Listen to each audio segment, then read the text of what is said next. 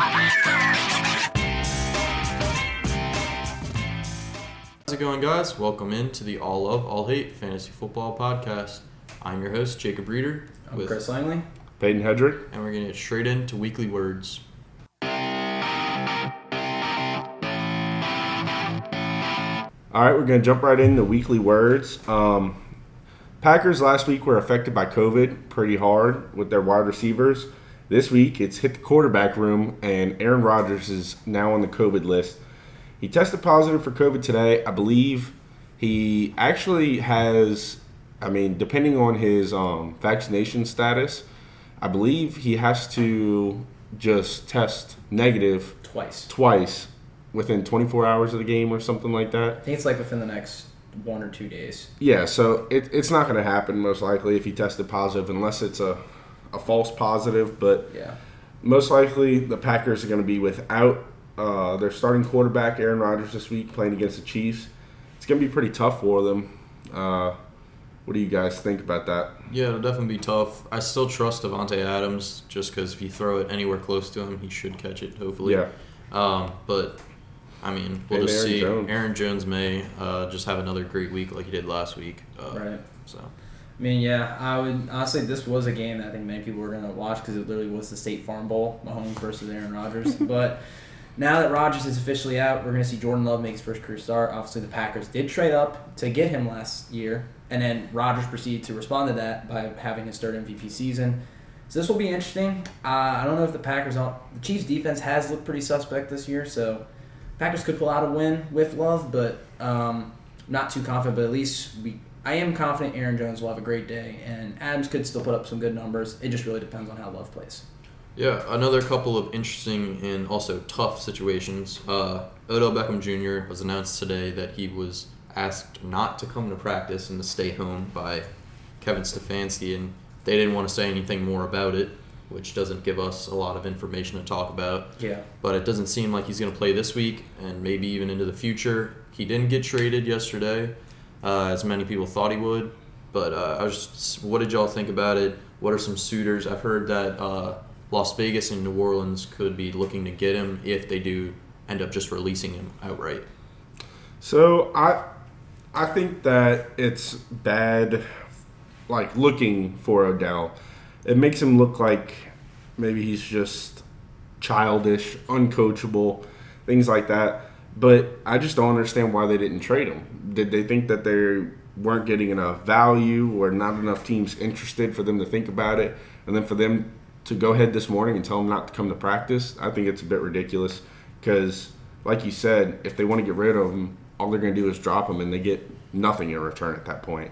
But I think he should definitely be on the Saints' radar because, as we know now, Michael Thomas is out for the rest of the season. Right. So, I don't know. It's going to be interesting to see what happens with him, where he lands, and, if he plays with the Browns going forward in this season. I think if he doesn't, they're going to need to figure something out pretty quickly for an offense that's looked pretty lackluster as of recently.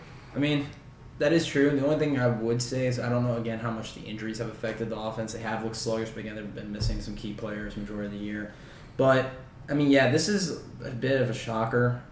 Just because, I was expecting him to be traded, but the fact that he wasn't, and I think Odell's dad even came out and was, saying, people, I'm pretty sure a couple people were tweeting, free OBJ yesterday. Well, that's what I was going to ask next is, do you think Odell's dad's 11-minute long video had something to do with this, him sitting out from practice? Do you think it made that much of an impact on... Honestly, I didn't watch the video. I don't really know what it's about. But just from the outside looking in on this situation, OBJ seems like the problem, in my opinion. So he definitely doesn't want to be there anymore. Right. His attitude has shown that, but... Right. So it seems like he's the problem, which it seemed like he was the problem in New York too. I don't know. It just keeps happening. So we'll see how it works out. And for fantasy wise, obviously he's an asset. Whether you want to start him, maybe not, and anywhere else either. Just as again on the Browns, he hasn't really looked too great than 1 or 2 games. But it's been very up and down with him, and if he gets cut, I'm very curious to see how much money the Browns eat. I don't know how much of that was guaranteed. I'm sure this hurts a lot of fantasy teams because I'm sure a lot of people drafted him in second, third round this year. Yeah. So it's definitely something to keep on your radar, see where he ends up. But, I mean, Right. even if he goes to the Saints, I don't know how much fantasy value he adds. Right. Because the Saints are having some quarterback troubles right now.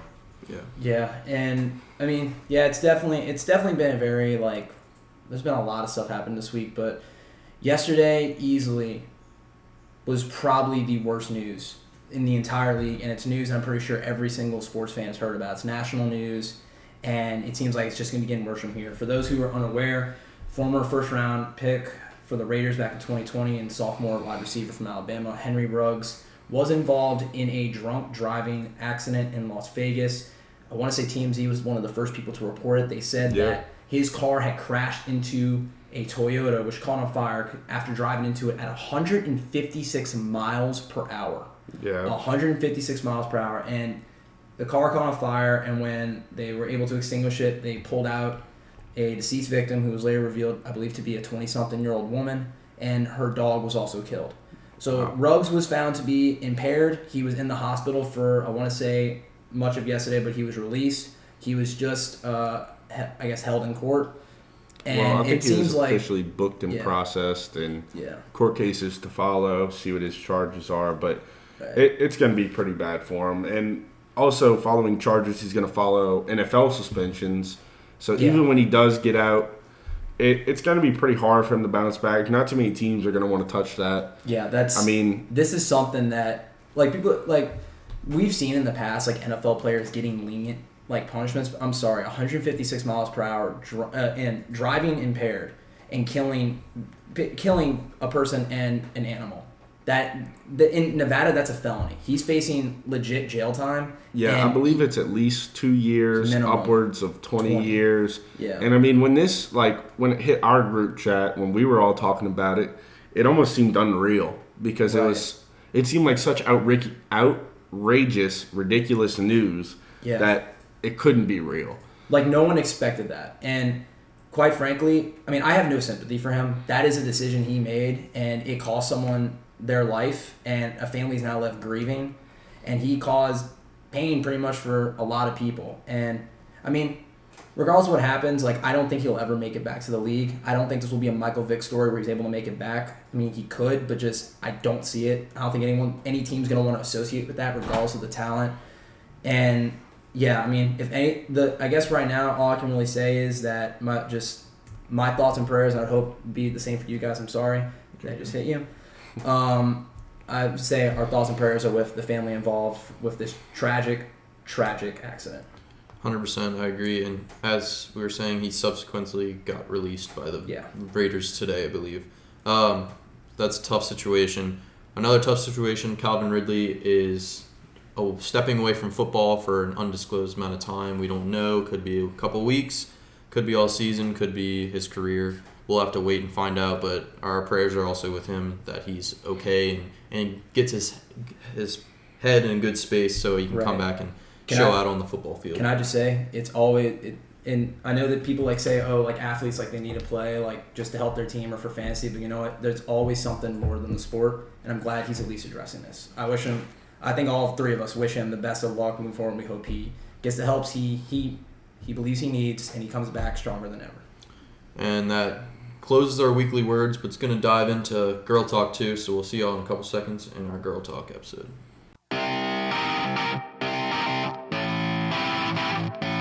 So, part of our weekly words is that Derrick Henry has a, I believe, foot injury. I want to say it's a Jones fracture. Is out for at least 6 weeks, could be up to 10, I believe. Yeah. Which is most of the fantasy season, maybe even into the postseason or the entire season. We don't know, but I think we'll have to wait and see. They said he could return by playoffs. But basically, in terms of fantasy football, he's done. Which hurts a lot of fantasy owners, including one of our league mates, Ashton, is getting really hurt by this because he was almost carried by Derrick Henry a couple weeks in the past, and it's obviously really helped him win. And he's undefeated at the moment, may not be the rest of the season. What do you guys think? Adrian Peterson was signed and should be elevated to the squad. Him and McNichols is a great pass catching back. How do they distinguish who's going to get the ball? Are they any good for fantasy? What do y'all think? So the exact injury is a Jones fracture on the bone of the fifth metatarsal in his right foot. So the way I see the injury is we saw him come off the field for a few plays, and he went right back in. So what I've been saying about him all season is he's getting so much workload and that something's going to happen to him because although he's playing great and you like almost feel like you need to give him that workload, it's like at some point something's gonna give. So I think the reason, like, we can kind of, I don't know, blame's the right word, but blame this injury on Tennessee's coaching staff, and it really stinks to see him go out because who knows what kind of records he could have broken this year, along with the huge fantasy upside. But I think Adrian Peterson going into that backfield only makes it even more cloudy for fantasy managers. I mean, you knew that Jeremy McNichols was going to be the guy. They also just signed Deonta Foreman, who is a familiar face in that backfield.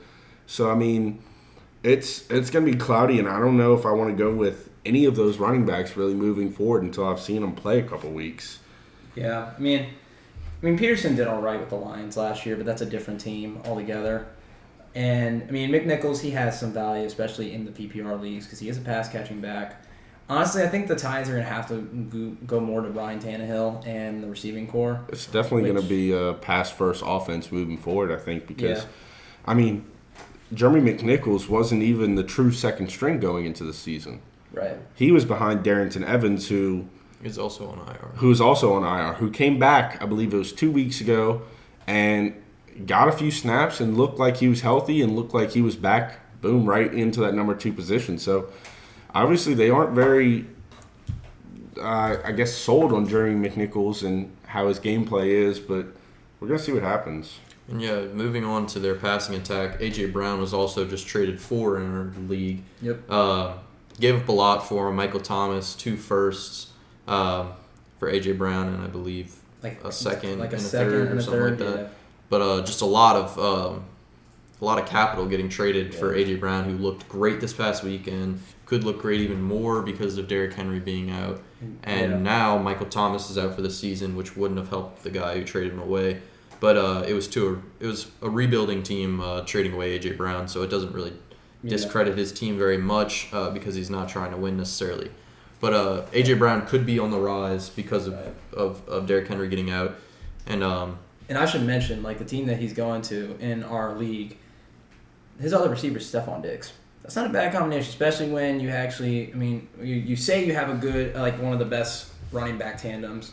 I don't know if we would all agree with that, with the person that said it, but, they have Eckler, they have Zeke, they have a running back wide receiver hybrid in Cordell Patterson. So, it's still, you're definitely adding strength to it, but, like, you gave up my pick, which was going to potentially be a top 3 pick. This is an all-in trade if I've ever seen one. Yeah, he's all in. This is, like, I like the trade. I like you're willing to give it up and get arguably a good receiver that might be even better with Derrick Henry out. But it is a risk, and I guess we'll see how it plays out. In my opinion, he's one of the teams that has to be either all in or all out because of how his roster is constructed. Absolutely. Different other teams can kind of flip-flop either way. Obviously, your team and Antonio, who traded away A.J. Brown, are both all out because of just how you're working right now, and you're just trying to get capital for the future. His team is pretty old comparatively to a lot of the other teams, and he doesn't have too much depth, so getting rid of those first rounders is showing that he's all in, and he's not getting any younger with the guys he's got. So getting one young guy to kind of build his team around, hopefully for the future, even though he traded away his first, could help him out for at least the next 3 seasons, hopefully, if his running backs are healthy and still thriving the way they are this season. For sure. Yeah, talking about Logan's wide receiving core, now adding A.J. Brown, he also has 2, great veterans who are doing pretty well as long as they stay healthy, who recently they haven't been. But he's got Julio Jones and Antonio Brown. So he's got a really good receiving core. And his running back core is, good. Not good enough to beat me, but it's pretty good. So I really like Logan's end of the deal just because I was kind of high on A.J. Brown since the beginning of the year, even though he's been going through a little bit of injuries and some unluckiness with Chipotle. To be completely honest, he had some bad Chipotle. But I like A.J. Brown. I really like Ryan Tannehill. I like that offense.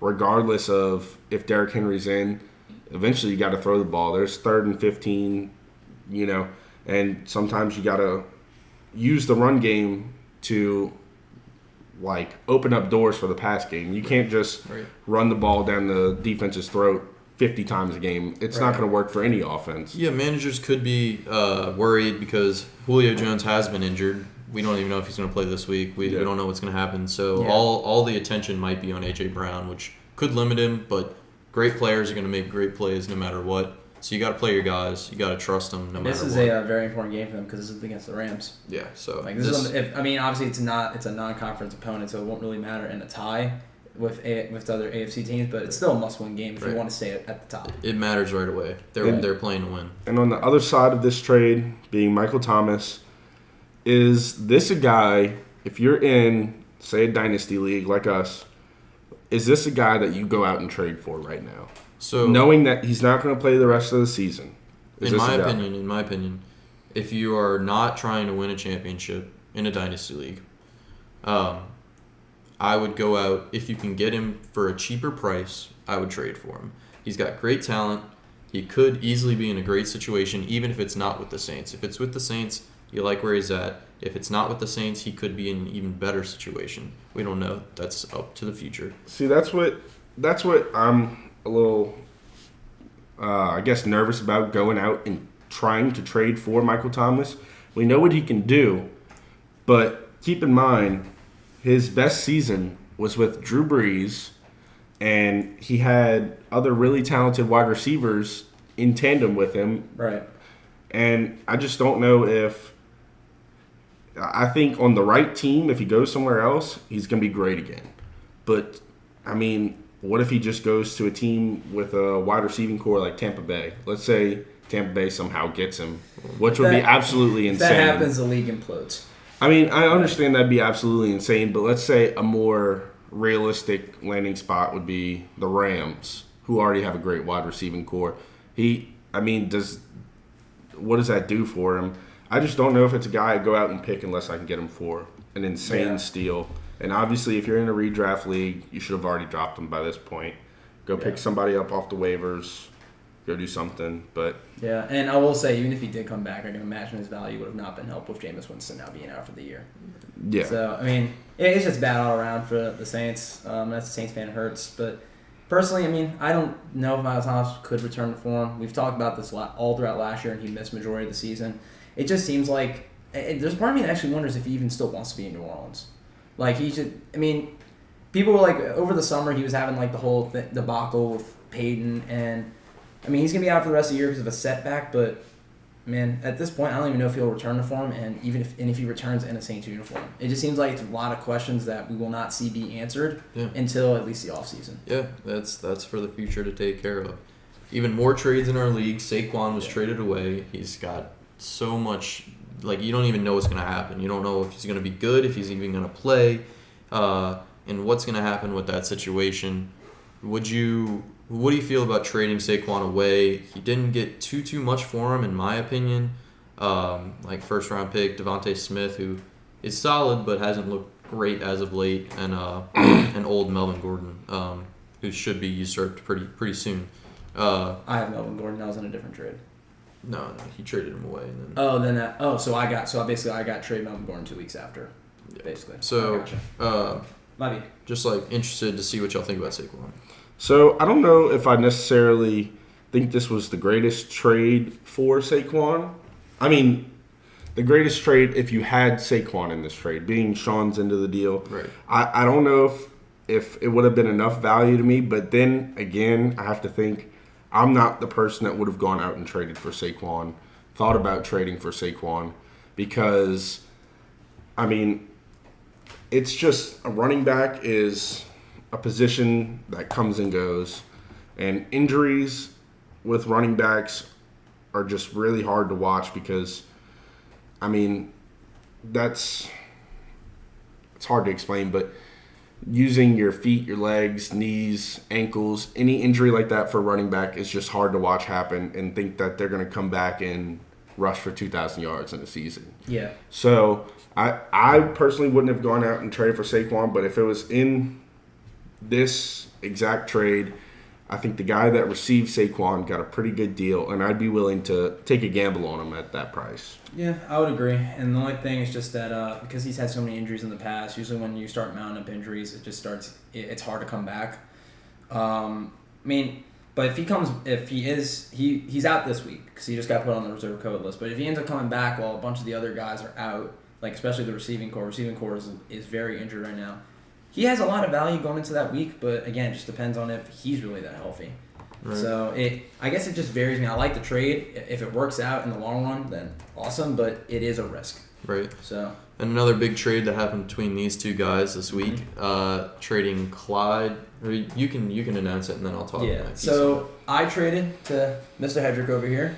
I traded Clyde Edwards-Helaire, a first-round pick this year and a second-round pick this year, both property of Sean from my trade with him a couple days ago, to him. In return, he gave me Cam Akers and another first-round pick. We basically had a pick swap in the first round. So they're not going to give their piece on it, but in my opinion, I like the talent of Cam Akers better than Clyde. Obviously, it's not going to help you this season, which Peyton is all in this season. Langley is not, so it kind of helps both teams, which along with the A.J. Brown, Michael Thomas trade, I believe helps both teams pretty evenly. And that's kind of what you want from a trade. It doesn't have to be a huge win for either side, especially right at the jump. But I would have taken the Cam Akers side, but it wasn't a large disparity that really made me gasp at how huge it was. Just that Peyton added a solid running back, hopefully for this season when Clyde comes back, which maybe this week, I'm not sure, but soon. And Langley has a piece that he can use long term, hopefully with Cam Akers getting the starting job again next season, even though Darrell Henderson has been playing so well. And after that, we're going to get straight to hot takes with this episode. That's a spicy meatball. And last week, our hot takes, we were all lost except for our guest, Amani. She got her hot take, our lead right. A damn win. Langley is still winless. Peyton and I only have one. But we're both looking to, all of us are looking to get back on track this week. Look, Peyton, guys, you're going to start us out. We're new to this hot take thing, right? We kept these hot takes in our head and in our group chat for the last couple years in fantasy. Yeah. I guess finally making it public makes us realize how dumb they might be sometimes. Yeah, you're going to have to bear with us on the hot takes. Mm-hmm. But my hot take, again, maybe one that doesn't hit, but worth the risk. I'm going with it, and this is what I'm going with. So, Jordan Love getting his first start. Hear me out. Got to hear me out on this one. So, Jordan Love's getting his first start. Now, keep in mind, last year when Green Bay drafted him, they were all in on Jordan Love. With they thought that they weren't getting Aaron Rodgers back, right? So, I mean, they have to have some kind of faith in him, and at least they have a few days to prepare a game plan with him. It's not a backup quarterback that is getting thrown in the middle of the second quarter that's just got to go figure it out, which sometimes it works. Worked in Saints' favor last week against the Bucs because Tom Brady sucks. Anyway, so Jordan Love is going to be a top 10 quarterback on the week against Kansas City. Yeah, against Kansas City, who really hasn't been playing all that well. Their defense really hasn't shown up and shown that they were in the Super Bowl last year, quite honestly. So, Jordan Love, top 10 quarterback on the week. He's going to get it done. What about you guys? You go first. No, you got it.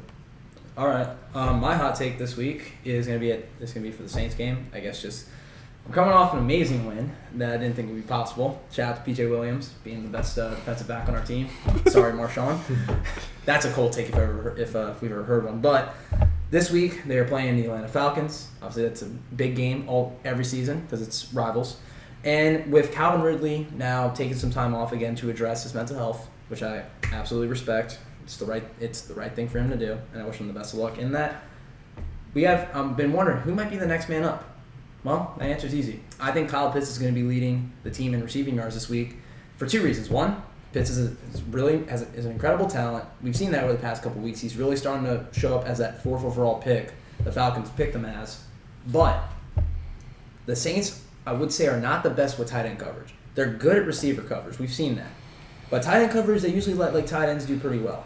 I don't know if it's been that noticeable this season, but in the past they've let up tight ends have huge numbers. And with Pitts basically being the best receiver at this point on the team, sorry, it's not Cordell Patterson.